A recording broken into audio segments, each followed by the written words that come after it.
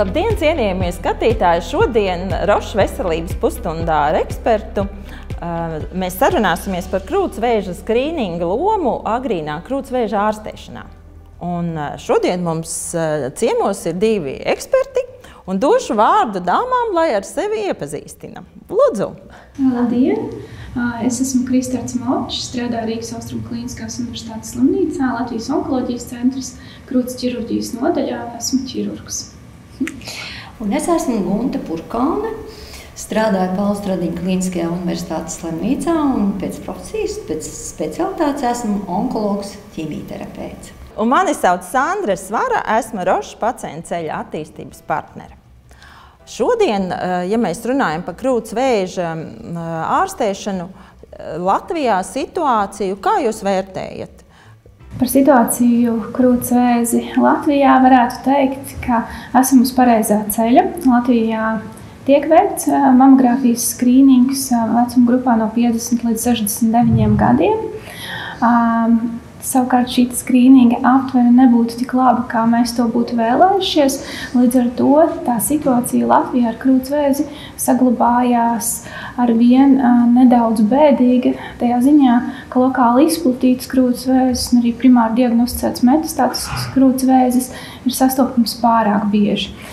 Ja mēs vēlētos nodrošināt Latvijā efektīvu skrīningu, tad šis rezultāts, šis mērķis efektīvam skrīningam būtu tāds, ka pārliecinoši lielākais īpatsvars ar krūtsvēža pacientiem tiktu atrasts ļoti agrīnās stadijās, kad vēzis ir ļoti labi ārstējama slimība ar ļoti labiem dzīvības rezultātiem.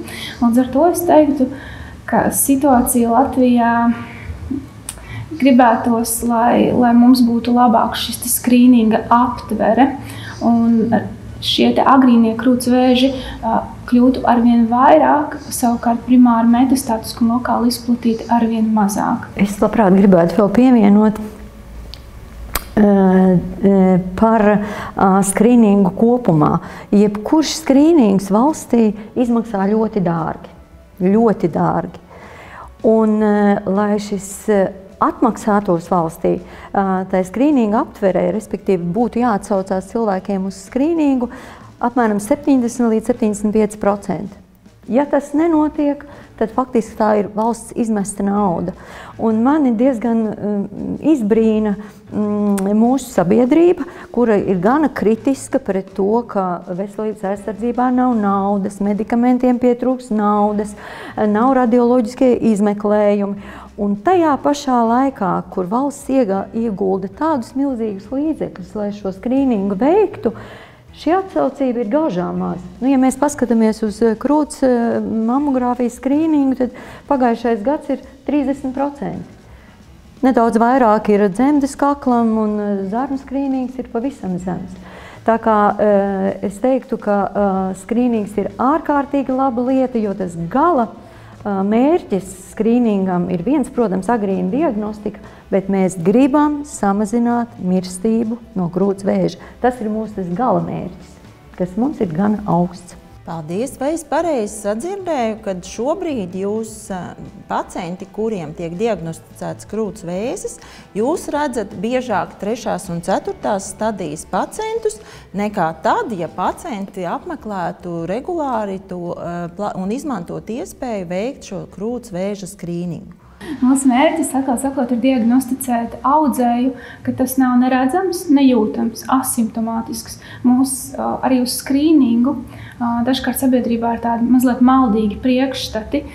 Uz skrīningu mēs aicinām pilnīgi veselas sievietes, kurām nav nekādu sūdzību. Tās ir sievietes, kuru mērķis ir sasniegt šo vēstuli un atsaukties uz šo izmeklējumu. Jo, atkal sakot, arī ārkārtīgi bieži tajā klīniskajā praksē un darbojoties pacientiem poliklīnikās, tad es vienmēr arī cenšos apjautāties, ja pacients ir šajā mērķa grupā, kāpēc viņš nav atsaucies uz skrīningu. Un pacienti ārkārtīgi bieži saka, ka man nebija sūdzību. Man nekas netraucēja, man absolūti nekas nelikās, ka man uztrauc. Līdz ar to man likās, ka tā vēstule nav adresēta man. Bet nē, tieši veselām sievietēm, tādām, kurām nav sūdzību, ir jāatsaucās uz skrīningu. Šodien, dodoties pie jums, es tieši arī paskatījos SPKC slimību profilakses kontroles centra datos. Pēdējie dati mums ir pieejami par 2017. gadu. Tad pirmā stadijas audzēji, kas tad arī būtu visticamāk tie netaustāmie audzēji, tie tika atrasti 30% gadījumu, savukārt vairāk kā 20% gadījumu ir atrasta lokāli izplatītas slimības, nozīmē jau ar metastāzēm reģionālajos līdzmezglos, un 10% gadījumu ir atklāts audzējs jau primāri metastātisks. Līdz ar to, protams, mēs gribētu, kā jau es minēju, to svaru kausus pasvērt vairāk uz to, ka mēs atrodam tos audzējus, kamēr viņa sieviete neuztrauc, kamēr viņa ir netaustāmi, tad tie būs tie audzēji, kuri labi padosies ārstēšanai un sagaidām labi rezultāti. Paldies, un sakiet, kurš tad būtu tas vecums jūsuprāt, kad vajadzētu sievietēm šo ielikt jau savā kalendārā, kad es esmu šobrīd aicinājumu saņem, jā, viena tā metode, kas ir kā tiek uzrunāts, bet kas ir pašai sievietei, tātad bez simptomiem, kurā vecumā tad jūs aicinātu pievērst uzmanību un ielikt savā kalendārā, kad mamogrāfija man vajadzētu apmeklēt. Šobrīd Latvijā, līdzīgi kā daudzās citās Eiropas valstīs, mamogrāfijas skrīnings tiek aicināts sievietes vecumā no 50 līdz 69 gadiem. Savukārt es no savas puses gribētu piebilst, ka skrīningu oportunistiskā veidā vajadzētu arī saglabāt pēc 70 gadu vecumu, jo arī tur krūtsvēzis ir samērā bieži sastopama slimība.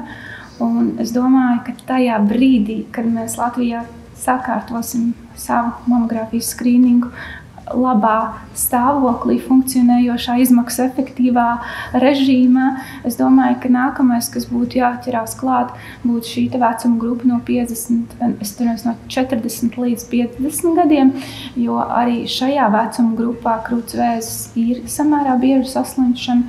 No visiem krūtsvēža gadījumiem 12% ir tieši šajā vecuma grupā. Tas ir jaunas, darbspējīgas sievietes. Ir arī vairāk pētījumi, kas nāk no Lielbritānijas, kur skrīnings ir pierādījis savu efektivitāti arī šajā grupā. Tā kā es domāju, skatoties uz nākotni, kad mēs sakārtosim skrīningu labā funkcionējošā stāvoklī vecumā no 50 līdz 69 gadiem, kad arī būtu apsverams uzsākt skrīningu ātrāk no 40 gadu vecuma. Es tik gribu piebilst, ka mēs šobrīd runājam par visas tā saucamās populācijas skrīningu, bet, protams, ka skrīnings ir tā saucamās riska grupas, un šīm riska grupām tur, protams, ar skrīningu sāks jau ātrāk, agrāk. Tas runa par pārmantoto vēzi, ja tas ir bijis ģimenē un tā tālāk. Par riska grupām tas ir cits stāsts, bet visas populācijas, par ko mēs šobrīd runājam, šobrīd mums no 50 gadiem un iespējams, ka būs no 40. Labi, paldies. Es dzirdēju vārdu risks. Ja mēs runājam par onkoloģiju, tad krūtsvēža risks, šīs riska faktori pacientēm, vai ir kādi, ko jūs gribat pieminēt, ja? Kurām tad būtu vairāk jāpievērš uzmanība? Viens jūs minējāt iedzimtie, bet vai ir vēl kādi riska faktori? Noteikti gribētu pieminēt, kas jau ir laikam skaitā 5 kopumā, kas ir tie galvenie krūtsvēža riska faktori. Tā ir fiziskās aktivitātes trūkums. Tas ir tas, kas nepatīk sievietēm, kad viņām saka, ka nevis tās zāles, kuras varētu, palīdzēt, bet tieši viņus pašu ieguldījums. Tā ir fiziskā intensīva, jo vairāk, jo labāk intensīva fiziskā aktivitāte. Un absolūti satraucoši, es domāju, Latvijā ir fakts par sieviešu aptaukošanos. Nesen es klausījos raidījumu, kurā uzsvēra, ka vislielākais liekais svars sievietēm Eiropā ir Latvijā. Tas ir tiešām šokējoši, jo līdz šim es nekad nebiju dzirdējusi, ka mūsu sievietēm ir tik liels liekais svars, bet diemžēl tā ir statistika. Un tas tāds apburts loks, jo lielāks svars, jo mazāk fiziska aktivitāte un otrādi. Protams, pie šiem riska faktoriem vēl noteikti ir šīs tendences sievietēm dzemdēt arvien vēlāk, arvien biežāk tas ir pēc 30 gadu vecumā, kas arī nav tas labvēlīgais faktors krūtsvēža attīstībai. Bērnu barošana ar krūti, mums vispār dzimstība ir ļoti zema, kas arī ir satraucošs fakts krūtsvēža attīstībai. Vēl alkohols ir pierādīts par alkoholu slikto ietekmi un ļoti satraucošo ietekmi uz krūtsvēža attīstību.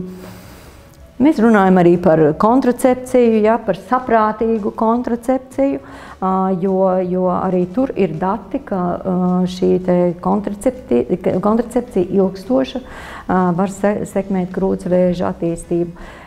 Tas ir tie faktori, kurus mēs varam ietekmēt, bet, protams, ir arī tie faktori, kurus mēs nevaram ietekmēt. Mēs nevaram, diemžēl, ietekmēt savu vecumu, kā nu ir, tā nu ir, un vēzis tomēr ir pārsvarā vecāku gadagājumu cilvēku slimību.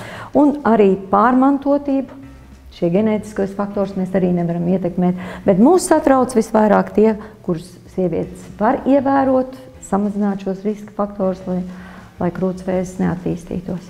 Mans tāds arī ļoti bieži sastopams riska faktors šī hormona aizvietojošā terapija menopauzē, kas arī ir viens no modificējumiem krūtsvēža riska faktoriem.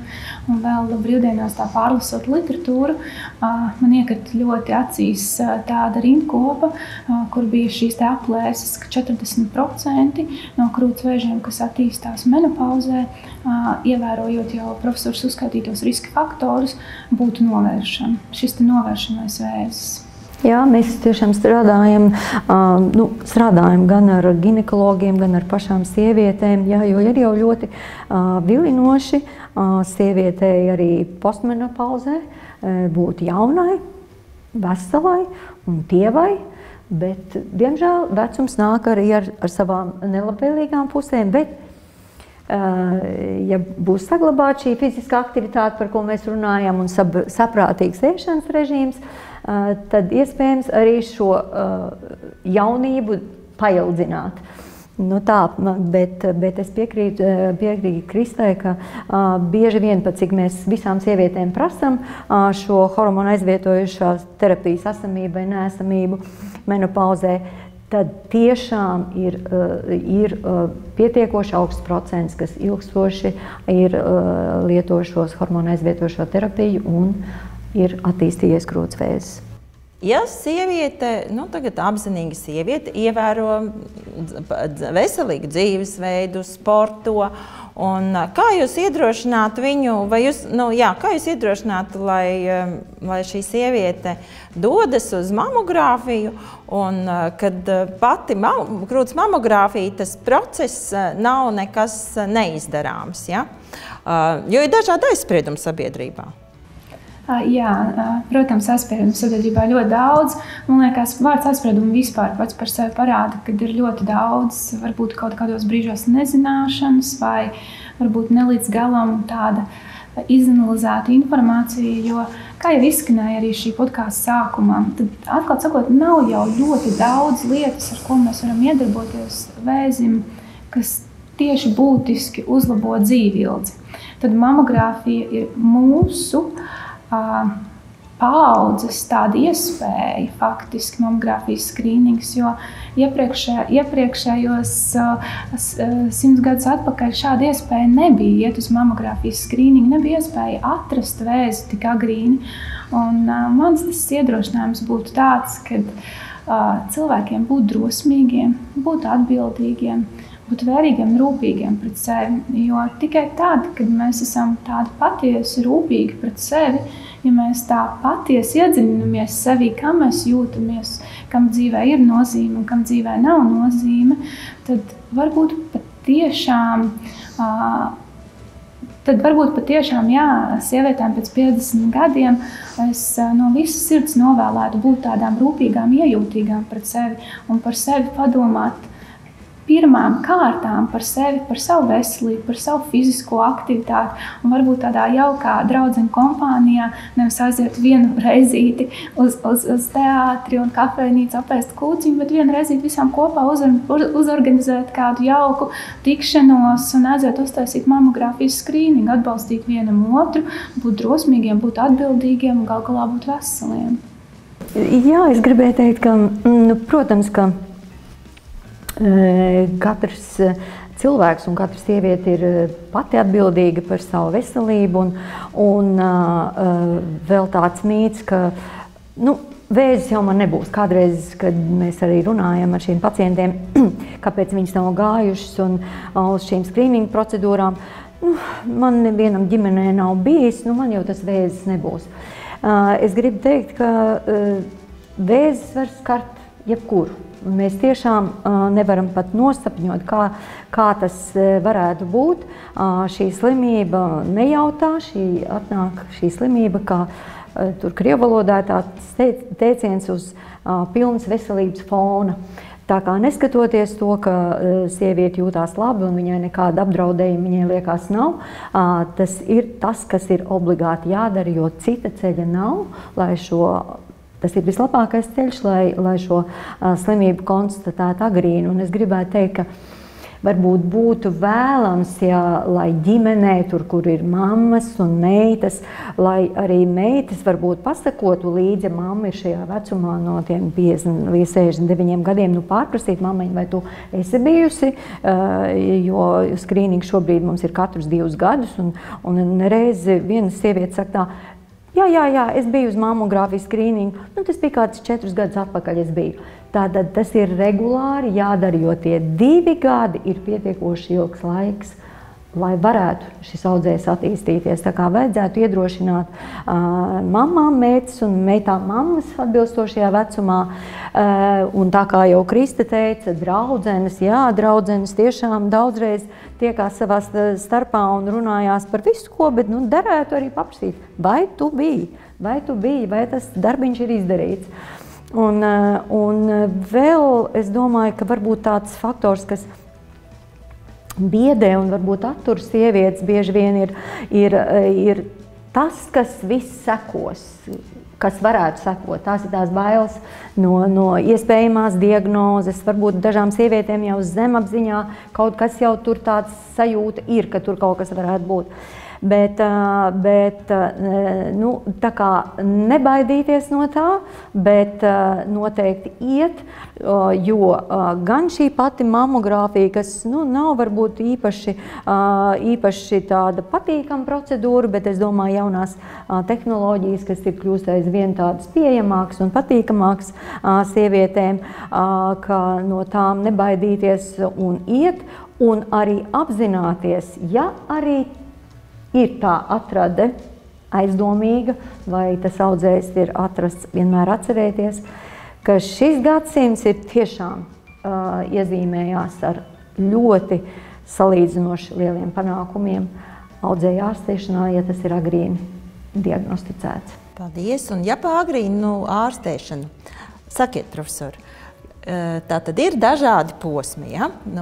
Kā jūs, vai ir kāds no šīm, tā kā radioloģiski, ja, ķirurģiski, medikamenti, ķīmijterapija, kurš ir visefektīvākais, vai tā uz to nevar skatīties? Ja? Šodien vairs nevar skatīties. Tas gadsimts ir aizgājis. Šodien tas galvenais panākums ir šim multidisciplinārās komandas darbam, kurā ir gan ķirurgi, gan onkologi, ķīmijterapeiti, gan staru terapeiti un vēl papildus Kristis stāstīs par plastikas ķirurgiem un dažādiem citiem speciālistiem, kas ir šajā komandā.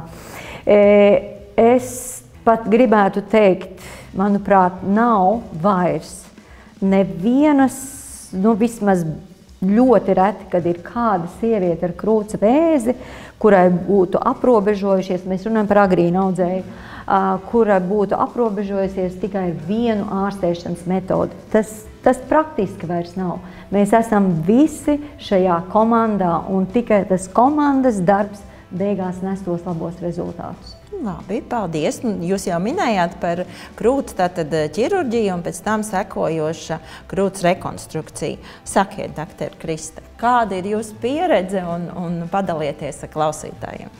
Krūts rekonstrukcija, tas ir aktuāls jautājums tajos gadījumos, kad pacientei ir indicēta mastektomija, kas nozīmē visu krūts dziedzera izņemšanu. Te gan vienmēr nav tieši šī korelācija starp agrīnu krūts diagnosticētu audzēju vai lokāli izplatītu, kad būs vajadzīga šī mastektomija, bet kā tas audzējs katrai konkrētai sievietei aug. Vai viņš aug kā viens veidojums vienā krūts dziedzera vietiņā, vai viņš aug kā vairāki mezgliņi pa visu krūts dziedzeri. Un jāatzīst arī kādreiz agrīni šie krūts audzēji var augt ar šo multifokālo dabu, vai arī šie 0. stadijas audzēji, kas ir duktāls karcinoms un citu, arī kādreiz var būt samērā plaši, kaut arī tā ir 0. stadija, bet ņemot vērā to, ka operācijas uzdevums krūtsvēža ārstēšanā ir izņemt visas patoloģiskās krūts dziedzera audu daļas, tad atsevišķos gadījumos mastektomija var būt nepieciešama. Pat pie visizcilākā skrīninga 15% gadījumu būs nepieciešama mastektomija. Bet labā ziņa ir tā, ka kopš 2022. gada Latvijā krūts rekonstrukcija ir apmaksāta, visas metodas visiem pacientiem, kam ir indicēts veikt krūts dziedzera izņemšanu, tad sarunā ar krūts ķirurgu vienmēr tiek diskutēts šis jautājums par krūts rekonstrukcijas iespējām. Es gribu atzīmēt to, ka nav tāda viena labākā krūts rekonstrukcijas veida. Vissvarīgāk ir izvērtēt katra pacienta krūts dziedzera izskatu, uzbūvi, ādas, zemādas, taukslānīti. Ir svarīgi, vai pacients smēķē, vai viņai ir jau šis liekais pieminētais svars, jo tas neiet kopā ar labiem krūts rekonstrukcijas rezultātiem. Tad katram pacientam šī krūts rekonstrukcijas metode būs individuāla, arī ņemot vērā to, kāda tālākā ārstēšana vēl sekos. Starterapija mums diezgan ietekmē krūts rekonstrukcijas izvēli. Bet, jā, protams, mēs strādājam komandā, krūts ķirurgi kopā ar mikroķirurgiem, kad nepieciešams, tad arī viņi pieslēdzās un mums palīdz.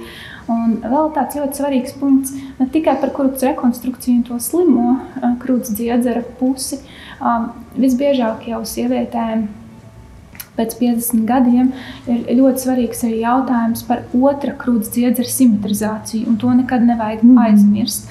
Kad ir ļoti svarīgi, ka mēs rekonstruējam krūts dziedzeri un arī otru krūts pusi mēs veidojam līdzvērtīgu tai simetrizētāju pusē. Tas ir ārkārtīgi svarīgi, lai sasniegtu labu estētisku rezultātu.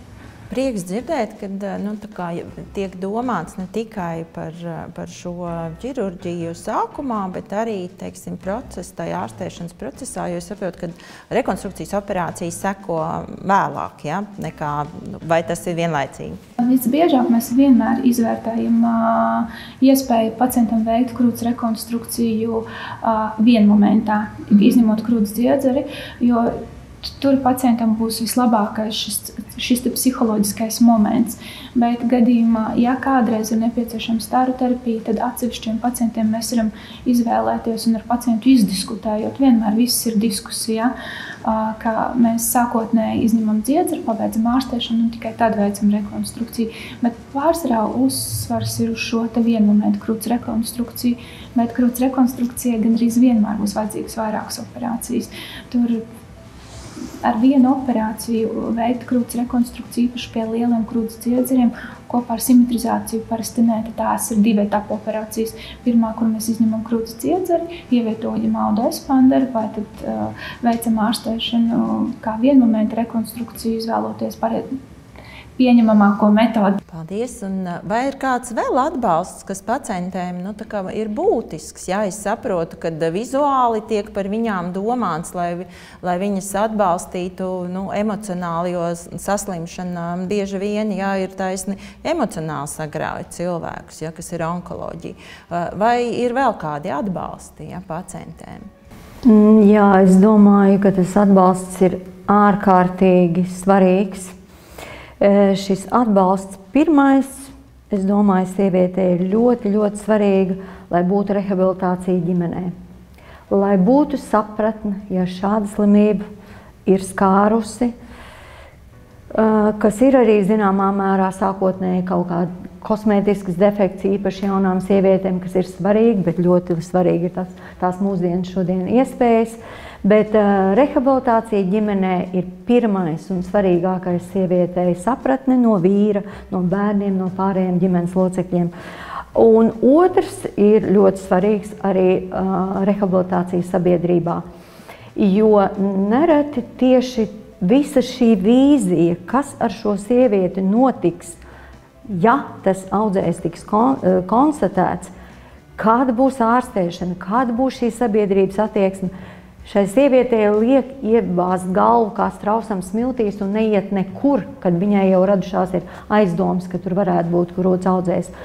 Rehabilitācijas sabiedrībā ir ļoti svarīgi, jo, paldies Dievam, es domāju, ka mainās šī attieksme, bet bieži vien tomēr, īpaši agrākos gados tika dzirdēts, ka sabiedrība kaut kādā veidā liek šai sievietei manīt, ka tu tā kā esi iezīmēta, tu vairs daudz ko nevari, tev tā kā ir vēzis, tu tā kā tiec manāmāk vai nemanāmāk no sabiedrības izstumta.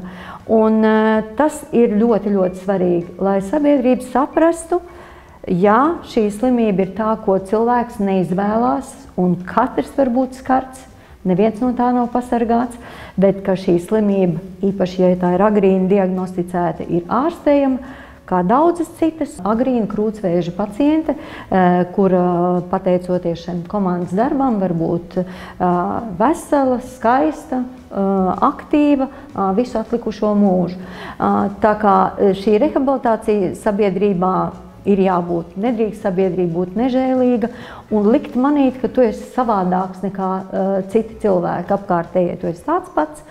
Jā, šī diagnoze tiek saglabāta uz visu mūžu, aiz zināmiem apsvērumiem, aiz zināmas šīs audzēja dabas reizēm, taču liela daļa pēc visas šīs multidisciplinārās komandas darba, es sievietēm tā arī saku, jūs esiet veselo grupā. Ja jums paliek šī diagnoze, ko mēs turam uz mūžu, bet daudz diagnozes tiek saglabāts uz visu mūžu, bet jūs esiet veselo skaitā, jūs tāpat variet būt lidmašīnas pilots, auto vadītāja, direktore, vienalga kas, ja, viss kas. Tā kā sabiedrības attieksme ir ļoti svarīga, lai sievietes uzdrošinātos, nāktu un darītu visu, kas ir nepieciešams. Lūk, mēs dzirdējām, kāda loma ir krūtsvēža skrīningam un kādas ir ārstēšanas iespējas, kā arī dzirdējām, kāda komandas darbs tiek iesaistīts, lai palīdzētu mūsu dāmām, jo atceramies, kad mūsdienīgā sabiedrībā katra 8. sieviete var saskarties ar krūts vēzi. Un atbalstīsim un klausīsimies turpmāk arī mūsu Roša podkastus un aicināsim visas sev apkārt esošās sievietes, ejiet un apmeklējiet krūts vēža skrīningu.